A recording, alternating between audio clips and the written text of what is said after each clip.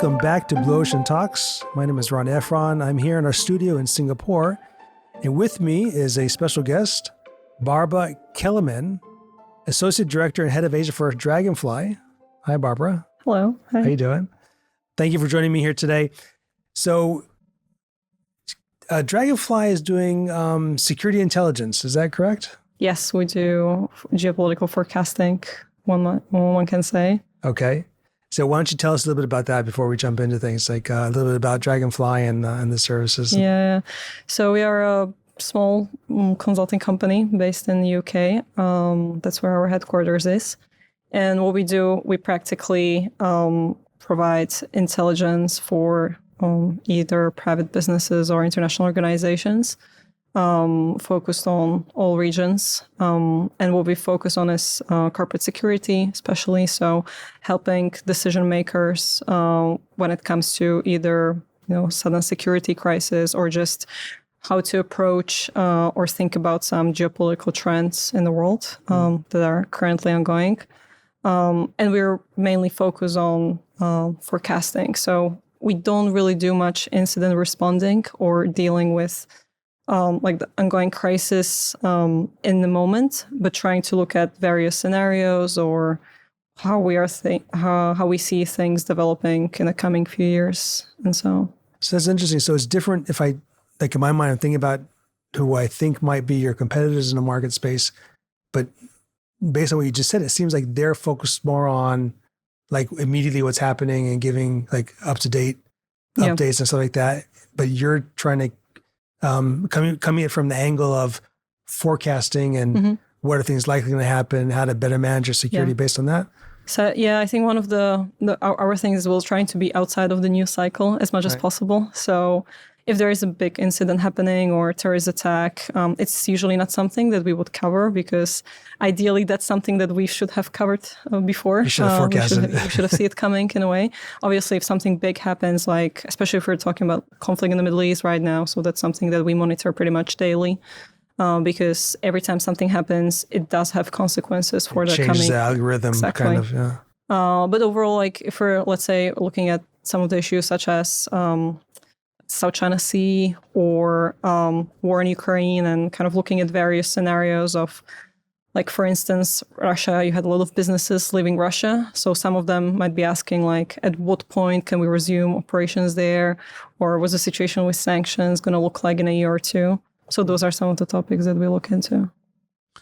But that's pretty fascinating, actually. So I've been looking at your bio and reading up on your company in preparation for this, and I have a whole bunch of questions here. But how did you get into this business?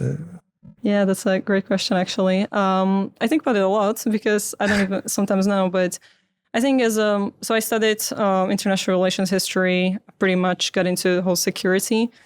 And my expertise was mainly on China and Asia, but at the time it wasn't a huge region where you were looking at security. So I did some work for think tanks or in academia, but I found it pretty very slow moving. And often I felt like I lacked that understanding of what's happening on the ground.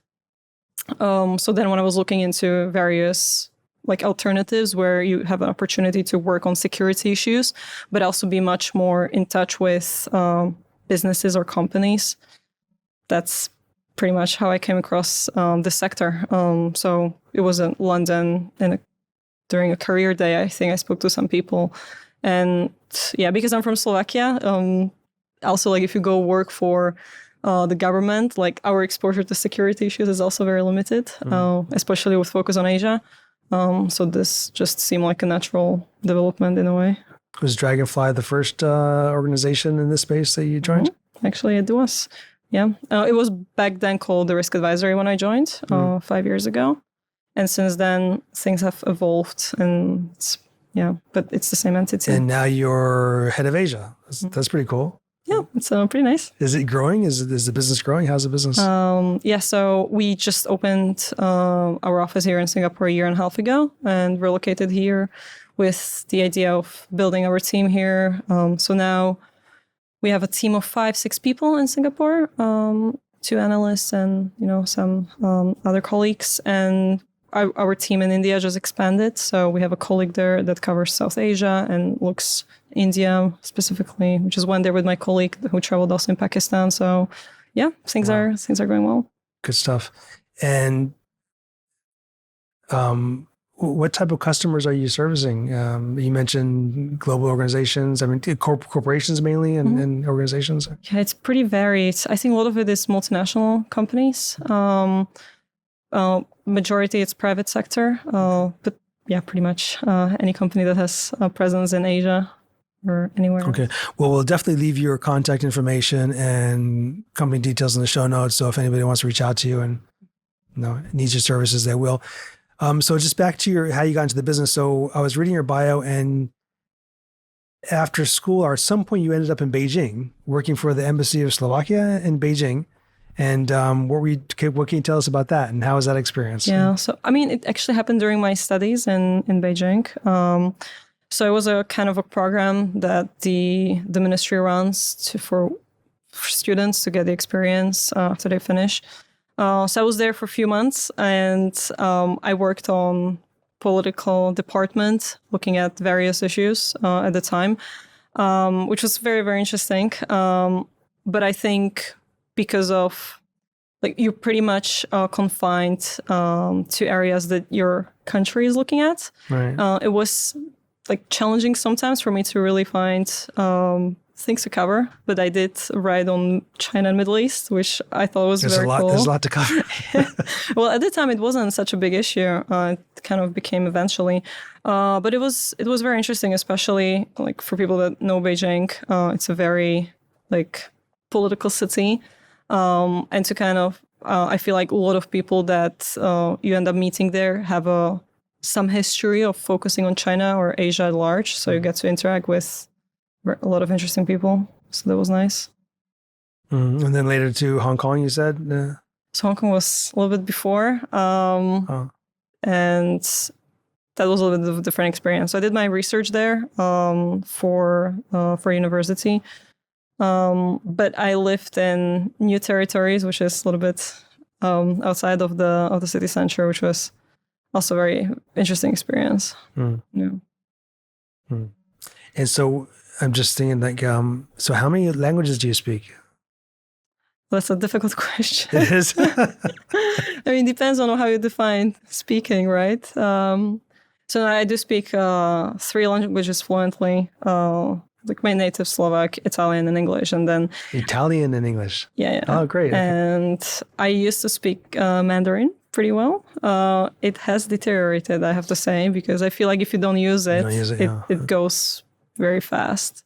Yeah. So yeah. Well, I like to say that I speak 3 languages, but I master none. Huh.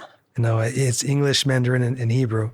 But it is true that if you don't use a language, you kind of you kind of lose some of it. And I'm trying to learn Japanese now. And it's funny how by learning a language, you get deeper into the culture in a way. Mm-hmm. And Chinese, I don't use as much here, of course, but you still can, but it's, you miss that sometimes. Yes, definitely. Those were my hopes when I came to Singapore, that I'm going to be using it a little bit more, but then you kind of get...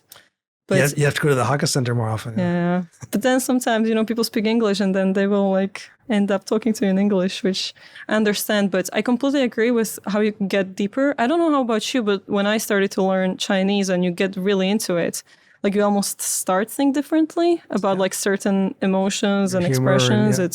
It's completely different. Even if you watch a movie with subtitles, it's just suddenly the understanding of language changes completely. Of course, yeah.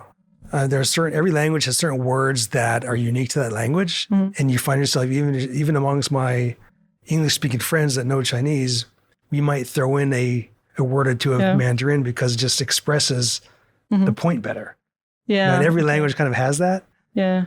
Another thing is humor. Once you get to know their humor, you get to understand. It's just easier to understand the culture. Totally. Yeah. And it's much easier to flirt in a local language too. Mm-hmm. I mean, not necessarily in a sexual way, but if you go to a Hakka Center and you say a few things that are kind of funny, then they'll remember you and they'll probably want to speak to you more in Mandarin. Definitely. Yeah. Totally. Do you find Japanese easier?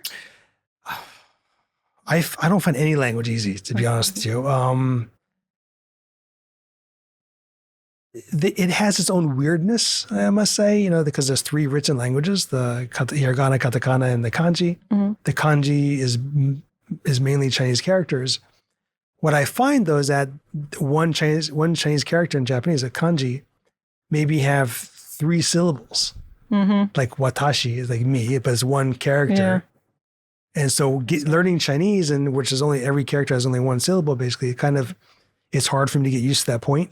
Yeah, I see. Or if you see a sign in Japan, my mind is automatically reading it in Chinese, like with the Chinese That's interesting. Sound. Of course, yeah. Even if I don't know what the Japanese sound is. So that's I'm trying to get past that. And the grammar is a bit unusual, but just trying to get to know that. Yeah. It's very interesting. Yeah, but I'm enjoying it, though, I must say. Yeah. Definitely. I think like the not having tones is probably very attractive for me, at least. Well, I found in Chinese, and it's a bit of a hack, but the important thing is use the right context. Mm-hmm. And if you use the right context in a sentence, your sentence is structured roughly correctly, you can mumble and they'll pretty much understand you. If you say something out of context, you're using a word that might be, it's correct, but it's not the right context in that sentence. Mm-hmm. Doesn't matter how perfect your tones are. Yes. They won't understand what you're saying. Yes. And that's one thing that I've learned. You can kind of mumble your way through. Yeah. Okay. If you say a full sentence, right, you have that context. Whereas you say one word. Mm-hmm. An example that would be like "pao bu," like to run. Mm-hmm.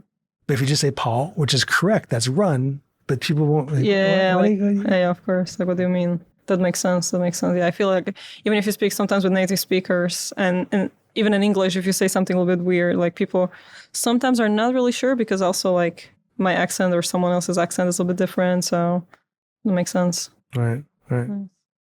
Anyway, that's just fascinating in its own right. So let's go back to here. Anything else you could tell us about in terms of Dragonfly? How are you doing what you're doing? I mean, within the things you can share with me, mm-hmm. How do you do this kind of forecasting modules? And is it all academic? Are you? Mm-hmm. I mean, anything you could share? Yeah, that's like no. I mean, it's just going to be such a cliche answer, but I feel like it's like a form of art almost, because I think you're trying to combine both like very strict methodology and some quantitative tools. Obviously, we use a lot of data when it comes to spotting certain trends, whether it's, let's say, terrorism. Like we do have a terrorism tracker, which is our terrorism database, where we look at things, and we do have a risk methodology and all that. At the same time, I believe that there is always some ideological bias that each analyst has, which sometimes is the right bias, because you kind of need to have that understanding of who it is that you're dealing with and how they're going to react, what's going to happen. So I think you end up dealing with a lot of things such as human psychology. Like, for instance, if you look at Russia and you're like really trying to forecast what's going to happen in that conflict.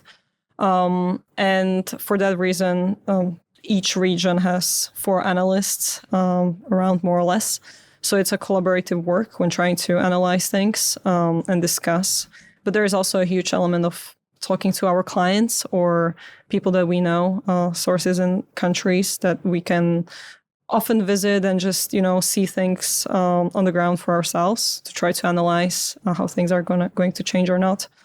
But also to just get insight into some of these things. So at the end, we're kind of trying to take all this together and just, I think, trying to understand what is it that people care about, what is actually that is impactful or really influencing people, because a lot of time you have big issues going on, but on the ground, it doesn't really change much, right? Mm. Whereas you have small things that end up really impacting our clients, but also countries per se. So then we're just trying to then cover that. So for your clients, do you do like tailor-made forecasting based on what may impact them? Or is it more like a general, general kind of report for a region and people subscribe to your service, or is it a combination of the two? So I think majority is subscribers. So we do have kind of a constant coverage of reports that go out every week that just cover the region. But then we have these more deeper pieces, briefs that each analyst works on. So I choose a topic that I want to cover because I spoke to a client, and let's say they are from a maritime sector. So I know that my other clients that are in that sector are going to be interested in it. I see. And because we are 3 analysts, you usually end up having 3 reports on the region each week. And obviously we have various types of briefs, so everyone is happy. So strategic ones that should be impacting everyone. But I think it's like, especially if you speak with security teams across the various sectors, they more or less do look at same things, especially in Asia. Myanmar right now would be a huge deal. Let's say South China Sea, all these issues are pretty much for interest for everyone. So what's your forecast for the region? Which one? What's your forecast for the region? What's going to happen? That's a you have to narrow down your question. Yeah, is the stock market going to go up or down? Which one? I think what is interesting, just like more generally, for me, the biggest change has been when I started to study Asia. In China specifically, it was like this country where everything takes years to change. It was a very slow burner, and even if things changed, it didn't change that much. Whereas now, like things are just changing very quickly, and I think that's just going to get worse, right? Yeah, that's kind of scary. Yeah. Mm-hmm. Yeah. But then for people who study Asia, it's more exciting in a way, I guess. Do you assign probabilities to things? Like there's an X% chance of this happening or that happening? Yeah. So we do use probabilistic language, which is like likely, very likely, etc. And that usually has a range of percentage. It's very difficult to point down the right number at the moment. Yeah. But we do try to use those. And it's not only to understand if something's going to happen, but if you're a corporate security team or you talk to C-suite and company needs to assign resources to certain scenarios, like if we're going to evacuate or we're just going to scale down our operations, based on those percentages, they can allocate their budget also, which is quite useful if you have a limited resources. For sure, yeah. So that could be valuable information, especially if I can imagine for like maritime or oil and gas or any kind of industry that's, in those areas, I'm sure. Yeah, definitely. Or even if you're just, have people traveling there and you need to make sure that they're safe. It's at the end of the day, there is always someone like thinking about these things. Even if you have just, a few people traveling for a weekend to a country for a meeting, you never know what might happen. So sometimes need to be monitoring those things and making decisions to, what level of protection they need to provide. And so you're mainly selling your services to the like the security director or the security team, or is it? Yeah, it would be corporate security. Yeah. Okay. I've been reading Guns of August recently, and about World War I, how it started, and I can't help but to feel that there's so many similarities going on today that it, at a personal level, it is kind of scary. And I see myself arguing with my daughter sometimes about grades or something, and then I remind myself, like, why am I sweating these small things? Because I get worried about those longer term trends sometimes, and just remember to enjoy the moment a little bit more. Maybe that's the positive outcome of everything that is happening. And we were just having this conversation the other day, how often we find ourselves talking about these things, which, especially if you look at, some of the rhetoric around nuclear weapons at the moment, right. And I guess just these, tensions and alliances as well. It's pretty scary. I do find myself turning a lot, and talking to people that maybe lived through similar intense periods. And I hope it's always the same, because, when you're going through it, it just feels very like maybe more scary. But I don't know. I think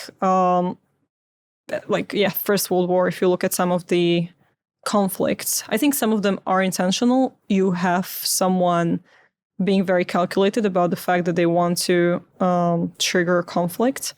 But I think there is a lot of instances where you just have a lot of coincidences happening in this very unfortunate environment. And I think that's the issue right now, that the environment is very, very tense. Right, you just did the wrong person at the wrong time at the wrong place. And and it just happens. I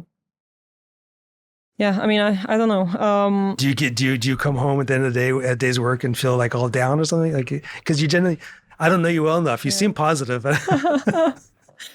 It's maybe that positivity that comes after complete nihilism at a certain point. But no, I mean, I think from personal perspective, like these things change and evolve, right? Especially like in the industry, you have people that, let's say, work very closely on terrorism, and some people don't like that. It impacts you on personal level. So obviously, if you work on security and these issues such as war, it can be a little bit tough, and you can lose face. For instance, I covered withdrawal from Afghanistan a few years ago, which was a quite tough for someone.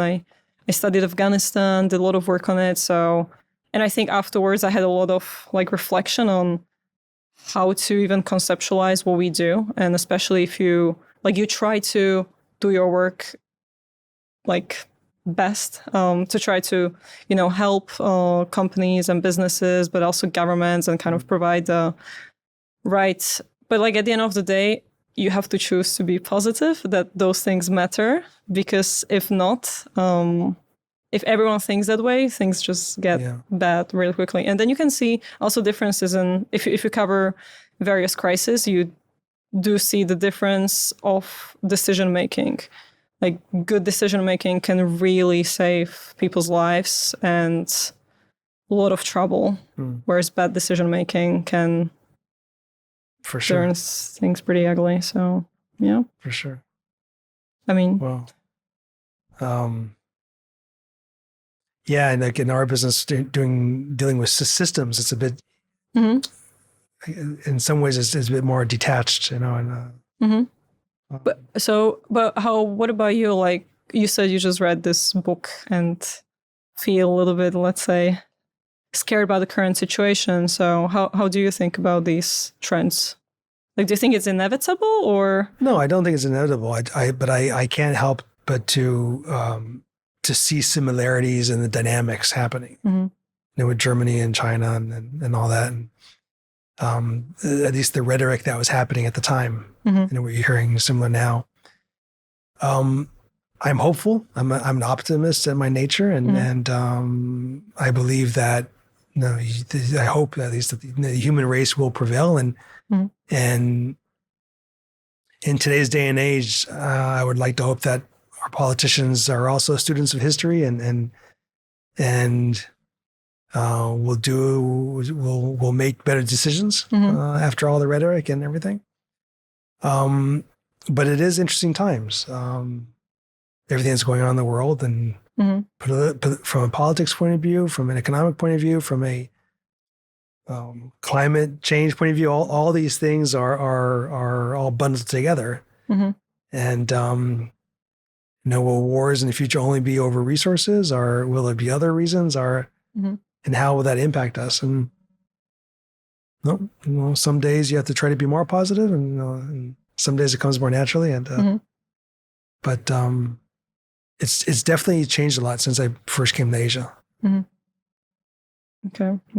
Yeah. Maybe I do wonder, if you were based in other region, maybe you would, if I felt it less, let's say, for instance, covering Latin America, or let's say, like if you're based in that region where maybe news are not focused on, could be, great power politics or strategic competition, maybe I would be less exposed to those narratives and just think about it less. That's also possible, but I don't know. Yeah. But again, thinking about, all these different dynamics, including the aging populations in China and Japan and Asia in general, and then the economies and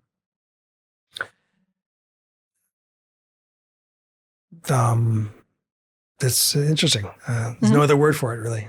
Yeah, well, it come and goes in cycles. I almost feel like. How do you feel that Asia has changed from your point of view, like economically, like dynamism, right? Because when I started, there was a huge focus on Asia as this, Asian tigers, a lot of focus, a lot of growth, and I don't necessarily feel that has changed that much. Obviously, right now there is a lot of talk about China, but like with reacceleration of Japan right now, there is a lot of excitement around that.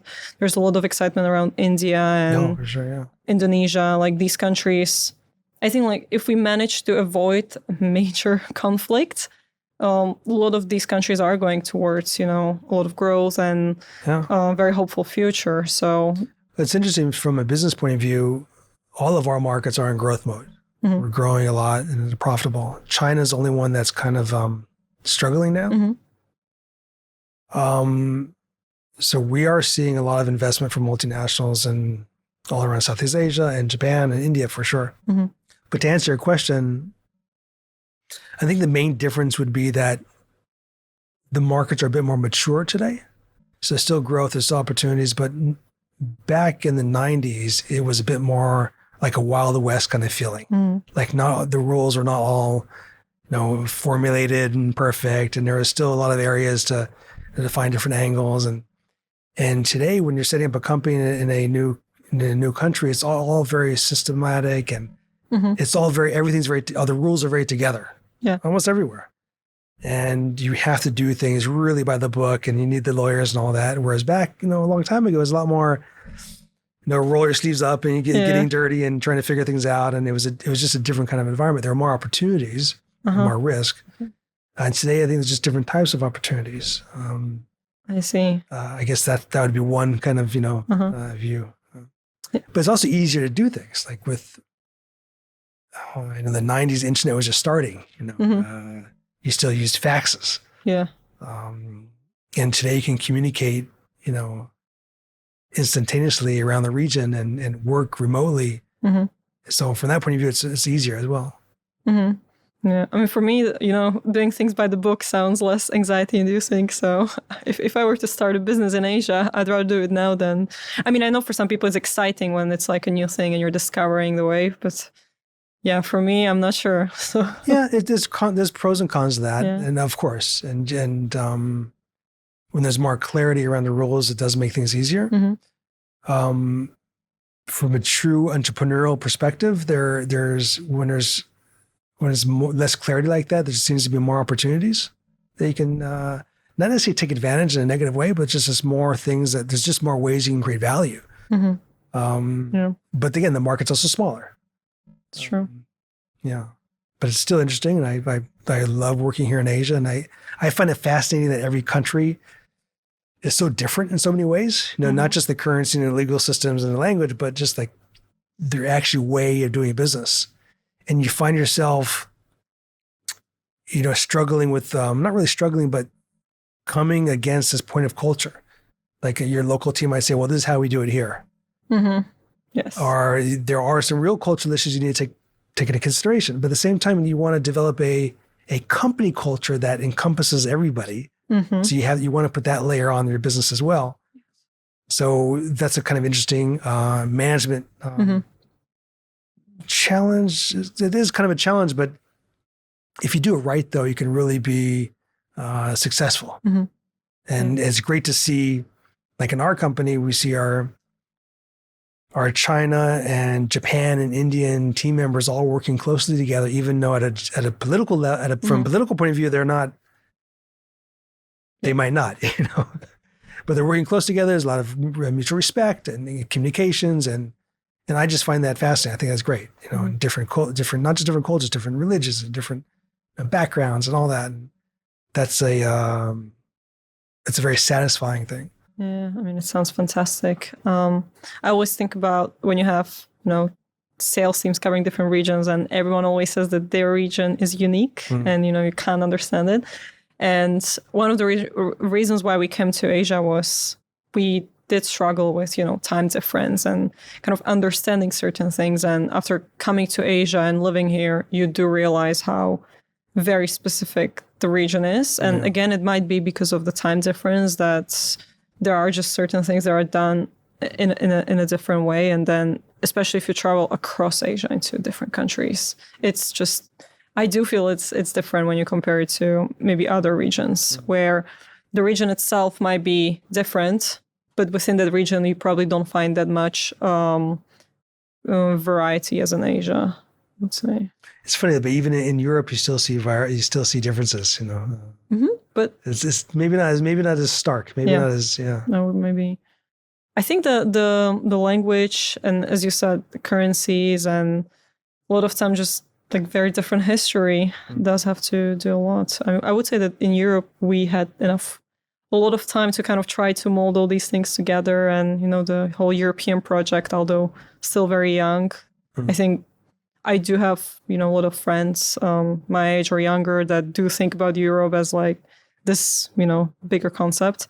I'm personally from Eastern Europe, so it's a little bit different. But is Slovakia part of the EU now, or yes. So yeah, I mean, it should be Central Europe, but but it's still a little bit different. But even me and my friends, we do perceive Europe as like you can move without any border checks, and it makes a huge difference. Also, that you don't have to change your money and all that. So I think that in a way has succeeded, and like at least people's imagination has, and how we think about Europe has changed. Not sure if it's the same thing in Asia. Not even close. No. No, I don't. From my perspective, no. Even if you just take Southeast Asia, like Philippines, Malaysia, Thailand, they're not as tight in the same way as Europe is. Yeah. I agree. Tell me something. Do you use AI in your company? Is there any way, or what could you talk about AI and how is that changing your business, and is it good or is it less good? Or I mean, yes, we do use a lot of AI-enabled solutions for whether it's our research or just operations. I think especially over the past year, there have been a lot of developments. We do use, we have internal Copilot for, just answering certain questions. So for instance, our clients do have access to analysts. So if they need to ask them, any question, they can go and talk to them. So we've been, thinking about how to use AI to facilitate that or make that faster. And then also for research purposes. But at the same time, I think this is the other thing of how you actually incorporate AI into business responsibly. So we do focus a lot on training when it comes to analysts and people that use these models to make sure that we know how to use these tools. And the involvement of human in the whole process is crucial, right? So, for instance, when we look at our risks and methodology, a lot of it uses AI to feed into all these data sets and kind of coming with an overall risk level, like let's say for climatic risks, where you're looking into different cyclone seasons, typhoons, all that, or the level of preparedness when it comes to infrastructure. Overall, all this should come together in one number for the overall risk. So there is that, AI data making, but at the same time, there needs to be an analyst at the end of the day that looks at that scores and says, okay, this seems not really correct, especially if we compare it to other country. So I think that's very crucial to have that interplay between technology and humans in there. Do you think it'll serve a bigger role in the future as it gets better? Certainly. Yeah. Are you positive about the development of AI? I think my brain maybe gets better of me there. So I guess because of my job, I tend to think about the negative things a little bit more. So I think that there is so much potential, and there's so much potential for just making the way we work and live better. But I think there is a lot of dangers, and there'll need to be a lot of work done, and tough decisions made around these things. So I'm just, while technology itself, I'm very positive about what it can do. Sometimes I do worry about implementation, but also wider ramifications on other countries and regions, etc. For sure. One risk that we came up with when I was talking to my colleagues is this whole concept of deep fakes. Mm-hmm. And you see where it is today, and you can imagine where it's going to be 5 years, 10 years later. And that's very scary because it can create a lot of confusion and in the world, and you can imagine like a phishing, like an advanced phishing scam where you get a call from somebody and it looks like the real person and everything. How do you deal with that? Like we're going to need to develop tools for that in some fashion. Yeah, that's one thing that I try to think about is every time you have some of these disruptive tools, we were able to come up with the way how to protect ourselves. So hopefully we will need to invest much more resources into all these solutions. At the same time, I do sometimes hope that maybe it will generate a certain backlash. So for instance, like some healthy degree of skepticism about what you're seeing on the internet, right? Because I feel like at the beginning, people did take everything for granted that you read and see. Whereas now, if you talk with younger generation, people are much more skeptical about what they're seeing online, and maybe some backlash also to in-person experiences may be valued a little bit more. So that is a positive development that could take place. But again, I think overall it's more scary. Overall, it's more scary. Oh. Do you, would you recommend younger people to get into your line of work? Do you enjoy it? Would you recommend people to get into it? And if so, what would you recommend them to do or to study or to? That's a good question. Certainly, I think our line of work is very, very interesting and satisfying. At the end of the day, reading about politics and security all the time and just talking about that, for me, that's great. So for people that enjoy that, I always recommend going into this line of work. I think the challenges are the ones that we talked about, right? You kind of have to accept that you'll be covering not always very positive issues all the time. And other thing is a lot of people have opinions on what you do because everyone is interested in politics. So for instance, at the beginning of my career, I really struggled being part of conversations about geopolitics with family or friends or, and maybe people don't have the same opinions as you. But for you, it's work. It's very different. So kind of making that distinction between the two things can be a little bit tricky. But I think just being curious is the key. I think there is a lot of analysts working in different sectors and industries. But from my experience, people that are more interested in finding what is the right answer rather than being right are the best. So you need to be curious, but also open-minded to a degree, right? You can't approach something with I mean, obviously we're all biased in a certain way, but you want to try to avoid that bias as much as you can. But it's also like almost, you have people that just want to be the best. Like they are maybe curious, but they just want to be right. They want to get it right. Whereas then you have analysts that are doing it just because they are curious and they want to figure it out.